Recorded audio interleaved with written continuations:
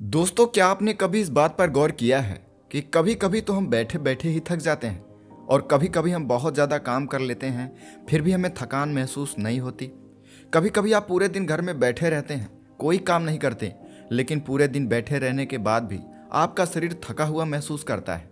लेकिन वहीं पर जब हम कोई खेल खेलते हैं तो हम खूब भाग दौड़ करते हैं, शरीर को खूब थकाने की कोशिश करते हैं, लेकिन खेल खेलने के बाद भी हमें ऐसा महसूस होता है जैसे हमारे शरीर का रोम रोम खिल उठा हो। अगर आप देखें तो यह बात अपने आप में विरोधाभास है, क्योंकि प्राकृतिक रूप से होना तो यह चाहिए कि जब आदमी खेलता है तो उसे थकान महसूस होनी चाहिए, और वहीं जब आदमी खाली बैठता है तो वह अपने शरीर को थका नहीं रहा होता, वह आराम कर रहा होता है। फिर उसे थकावट क्यों महसूस होती है? अगर आप भी अपने मन के इस खेल को समझना चाहते हैं तो इस वीडियो को अंत तक जरूर देखिएगा। दोस्तों, अगर आप अपने शरीर की बात करें तो शरीर के थकने से मन नहीं थकता, और अगर आपका मन थक जाता है तो आपका शरीर साथ नहीं देता। ऐसा ही होता है खाली बैठने में। कई बार आप जब खाली बैठे होते हैं तब आपके मन में अनावश्यक फालतू के विचार आते ही रहते हैं, और धीरे धीरे ये विचार इतना बढ़ जाता है कि हम बैठे बैठे ऊबने लगते हैं, और यह विचार चिंता में बदल जाता है और मन ऊबने लगता है, तनाव महसूस करने लगता है। इस बात को और गहराई से हम इस कहानी से समझने की कोशिश करते हैं। एक समय की बात है जब गौतम बुद्ध एक गांव में अपना समय व्यतीत कर रहे थे। उस समय महात्मा बुद्ध की चर्चा बहुत दूर दूर तक फैली हुई थी। काफी दूर से लोग अपनी चिंता और दुखों के बारे में गौतम बुद्ध के पास समाधान खोजने के लिए आते थे। ऐसे ही एक दिन जब गौतम बुद्ध अपने आश्रम में अपने शिष्यों को उपदेश दे रहे थे तो एक गरीब और अधेड़ उम्र का आदमी अपने 22 से 23 साल के लड़के को साथ लेकर गौतम बुद्ध की तरफ चला आ रहा था। गौतम बुद्ध ने एक नज़र उस पर डाली और उपदेश देने के लिए बैठ गए। जब उनका उपदेश खत्म हुआ तो गौतम बुद्ध ने उस आदमी को अपने पास बुलाया और अपने पास बैठने का इशारा किया। जंगल में काफी हरियाली छाई हुई थी और बहुत ही सुहाना मौसम था। जंगल में तरह तरह के पक्षियों की आवाजें वहां पर चारों ओर गूंज रहे थे। इसके बाद गौतम बुद्ध ने उस आदमी से उसके आने का कारण पूछा। तब उस आदमी ने बोला कि गुरुदेव, मैं 2 दिन की यात्रा करके अपने बेटे को आपके पास मिलवाने लाया हूँ। यह हमेशा थका थका रहता है, ऐसा लगता है कि इसके शरीर में कोई जान नहीं है। अगर हम उससे कुछ कहते हैं तो छोटी छोटी बातों पर गुस्सा करता है, और अब तो उसके देखने की क्षमता भी उम्र के पहले ही कमजोर हो गई है। इसके बाल भी पकने लगे हैं। मुझे तो कुछ भी समझ नहीं आ रहा कि मेरे बेटे के साथ यह क्या हो रहा है। भला इतनी कम उम्र में यह इतना ज्यादा उम्र का लगता है। बुद्ध, मैं अपने बेटे को लेकर बहुत चिंतित हूँ। जब मैं अपने बेटे को डॉक्टर के पास लेकर गया तो उन्होंने कुछ औषधियां देकर कहा कि बेटे को तनाव कम करने के लिए कहो।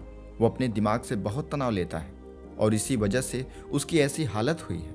लेकिन उनके बताने पर भी मुझे तनाव का मतलब समझ नहीं आया। मुझे पता नहीं है कि तनाव क्या होता है और उसे दिमाग से कैसे निकाला जाए। मैं इसी वजह से परेशान हो गया हूँ और इसलिए आपके पास आया हूँ। कृपया करके मेरी समस्या का समाधान कीजिए।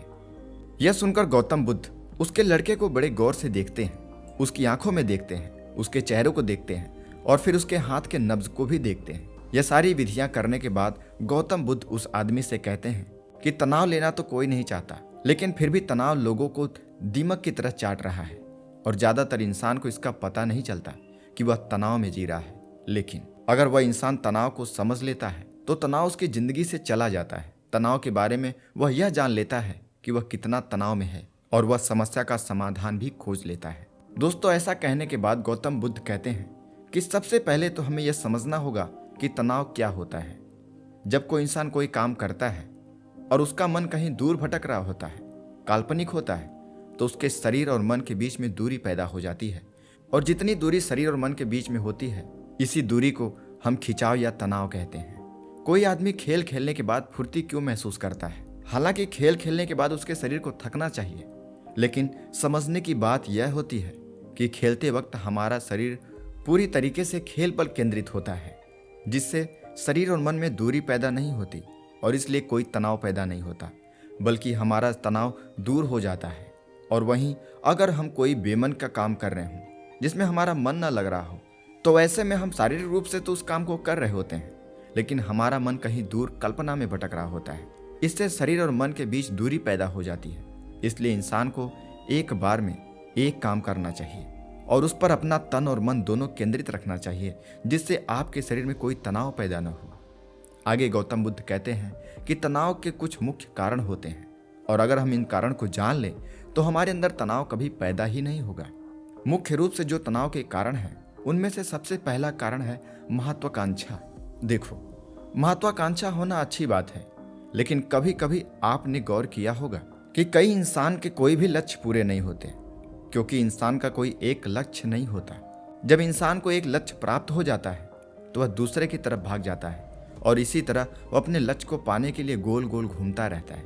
इसलिए जो इंसान ज्यादा महत्वाकांक्षी होता है, जिसे बड़े बड़े लक्ष्य प्राप्त करने होते हैं, वह वर्तमान में कभी नहीं जी पाता। उसका मन हमेशा भविष्य की योजनाएं बनाता रहता है और उसका शरीर वर्तमान में होता है। और जब उसके शरीर और मन के बीच में दूरी हो जाएगी तब उस आदमी के मन में तनाव पैदा हो जाएगा। ऐसा सुनने पर वह आदमी कहता है कि हे बुद्ध, क्या आदमी को अपना लक्ष्य नहीं बनाना चाहिए, क्योंकि लक्ष्य बनाना भी तो एक महत्वाकांक्षा है।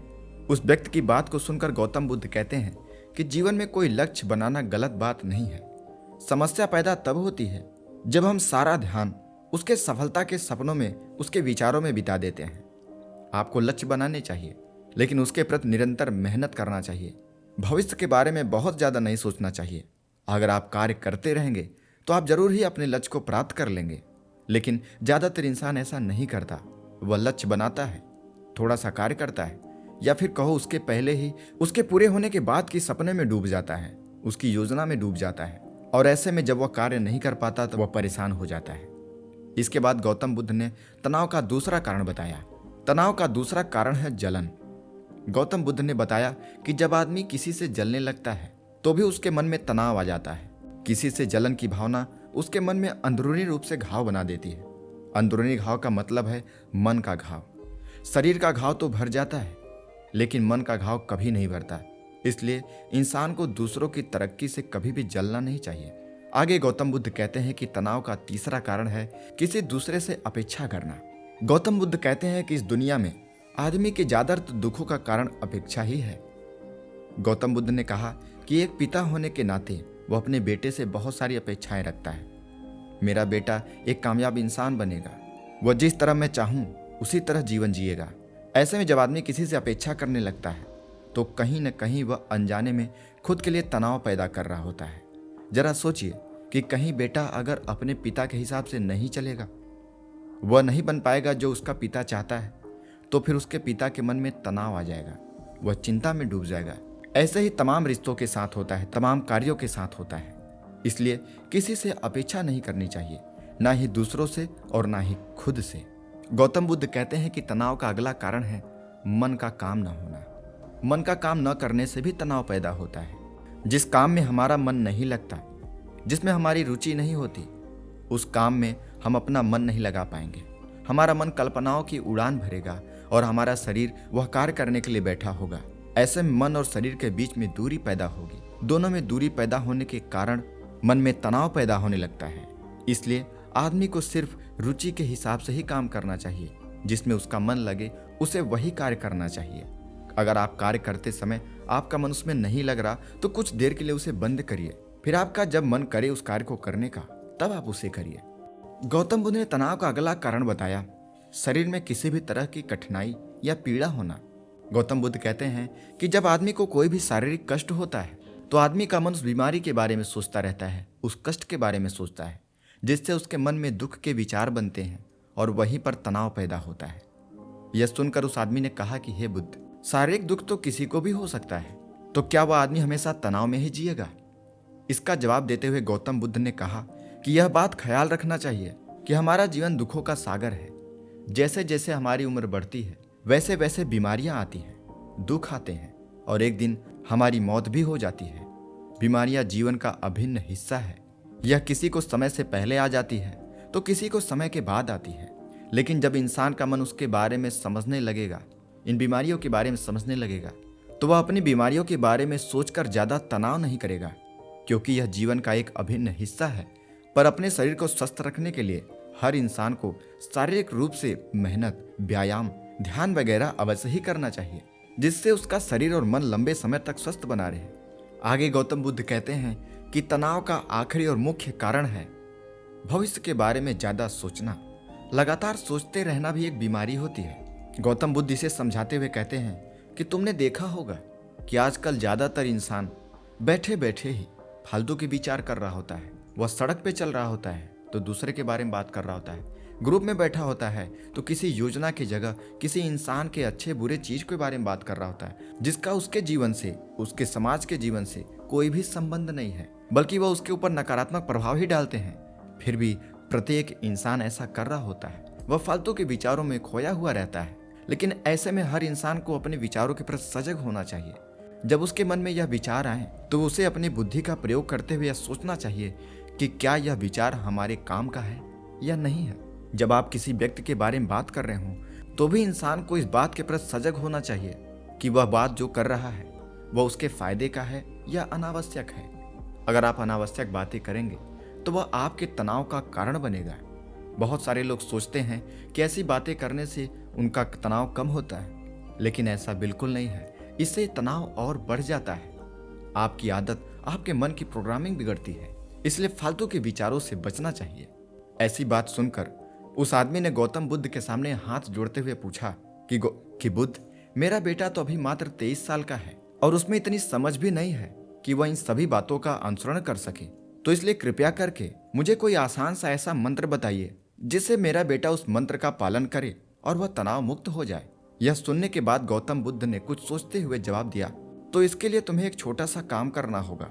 अगर तुम इन बातों का पालन नहीं कर सकते हो तो तुम अपने बेटे को एक बात समझाओ कि वह जब भी कोई कार्य करने जाए तो एक समय में एक ही कार्य करे और उस पर ही अपना पूरा मन लगाए।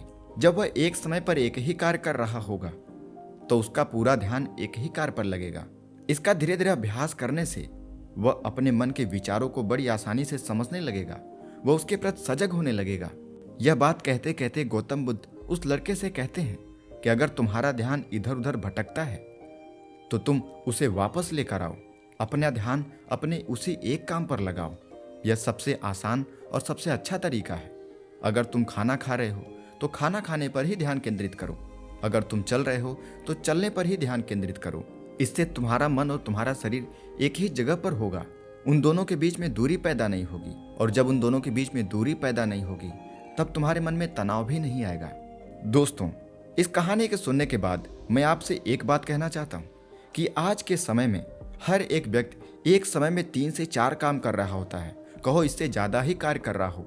वह खाना खा रहा हो, मोबाइल चला रहा हो, वह खाना खा रहा हो तो बात कर रहा हो, वह खाना खा रहा हो टीवी देख रहा हो, पढ़ाई कर रहा हो मोबाइल चला रहा हो, पढ़ाई कर रहा हो तो बात कर रहा हो, पढ़ाई कर रहा हो तो गाना सुन रहा हो, कार्य कर रहा हो तो गाना सुन रहा हो। ध्यान रहे कि जब कोई व्यक्ति ऐसा लगातार करता है तो उसके मन की प्रोग्रामिंग बिगड़ती है। उसका मन फिर उस कार्य का आदी हो जाता है। फिर वह अपने मन को कभी शांत नहीं कर पाएगा। उसका मन कभी भी एक काम पर नहीं लगेगा और वह उस काम को कभी अच्छे से नहीं कर पाएगा। उसमें कुछ न कुछ गड़बड़ियां आती जाएंगी, मन की चंचलता अत्यधिक बढ़ती जाएगी और धीरे धीरे वह तनाव से ग्रसित हो जाएगा। ध्यान रहे, जब आप एक साथ कई काम करेंगे तो आपको तनाव जरूर होगा। इसलिए जहां तक संभव हो सके कोई भी काम करते समय उस पर ही पूरा ध्यान लगाने की कोशिश करिए। जब आप इसका अभ्यास करेंगे तब आप देखेंगे आप जो भी कार्य करेंगे आपको 101% सफलता मिलेगी और आपको उस कार्य में आनंद भी आएगा। तो दोस्तों, आपको यह वीडियो कैसी लगी हमें कमेंट में बताएं। अच्छी लगी तो इसे लाइक करें और ऐसे ही लाइफ स्टाइल वीडियो पाने के लिए हमारे चैनल को अभी सब्सक्राइब कीजिए। तब तक मिलते हैं अगली वीडियो में। धन्यवाद।